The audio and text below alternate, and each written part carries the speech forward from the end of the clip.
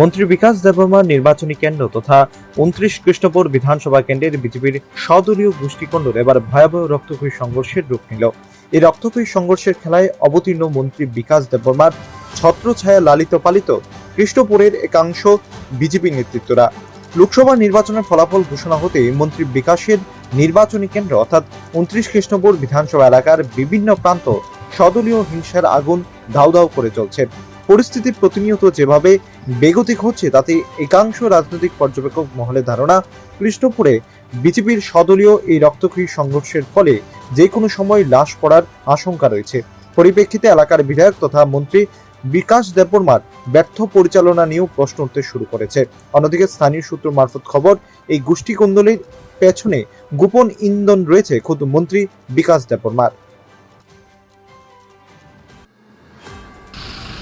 থানাতে তো সবসময় আসি।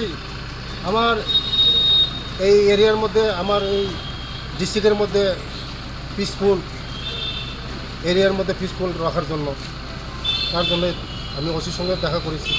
গতকালকে রাত্রেবেলা কয়েকটা বিক্ষিপ্ত ঘটনার খবর। না, কোনো কিছু হয় না, এটা কোনো বিক্ষিপ্ত ঘটনা হয়নি।